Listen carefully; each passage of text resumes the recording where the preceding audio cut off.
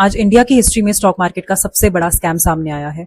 15 लाख करोड़ का स्कैम। इसको हर्षद मेहता और सत्यम स्कैम से कंपेयर किया जा रहा है। और ये कोई छोटी मोटी कंपनी ने नहीं, बल्कि Rajesh exports, which is one of the largest gold companies of India और दुनिया के सबसे बड़े गोल्ड प्रोसेसर्स में से एक काउंट की जाती है। हुआ ये कि एक शेयर होल्डर ने कंप्लेंट करी कि कंपनी की बुक्स ठीक नहीं है। उसमें कंपनी दिखा रही है कि उसको कस्टमर से हजारों करोड़ रुपए लेने हैं, जो कि बहुत सालों से ऐसे ही आउटस्टैंडिंग खड़े हैं। जब सेबी ने इन्वेस्टिगेट किया तो पता चला कि कंपनी ने फाइनेंशियल ईयर 21 से फाइनेंशियल ईयर 25 तक जितना भी रेवेन्यू दिखाया था, उसमें से 99% रेवेन्यू गलत था।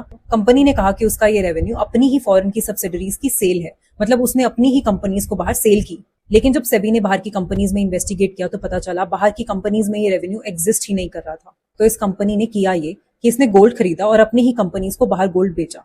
उसके बीच की जो कमीशन थी वो था असली रेवेन्यू, लेकिन इस कंपनी ने गोल्ड की वैल्यू को भी अपना रेवेन्यू दिखाया, जिससे इसका 99% ऑफ रेवेन्यू गलत निकला। इतना ही नहीं, इस कंपनी ने दिखाया हुआ था अपनी बुक्स में कि उसने हजारों करोड़ की माइंस खरीद रखी हैं, लेकिन जब सेबी ने इन्वेस्टिगेट किया तो कंपनी के पास उन माइंस के कोई भी डॉक्यूमेंट्स, कोई भी पेपर्स नहीं मिले। इसमें नुकसान किसका हुआ? इसमें नुकसान हुआ उन शेयर होल्डर्स का जिन्होंने इस कंपनी की बुक्स पर ट्रस्ट करके इस कंपनी के शेयर्स में इन्वेस्ट किया हुआ था। इसमें सिर्फ नॉर्मल रिटेलर्स नहीं, LIC जैसे बड़े बड़े इन्वेस्टर्स भी फंसे हैं।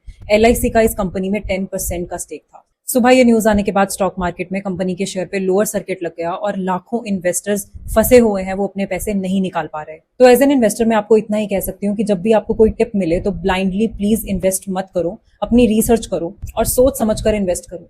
Share this to your friends जो ब्लाइंडली स्टॉक मार्केट की टिप्स को फॉलो करता है, and do not forget to follow for more such updates.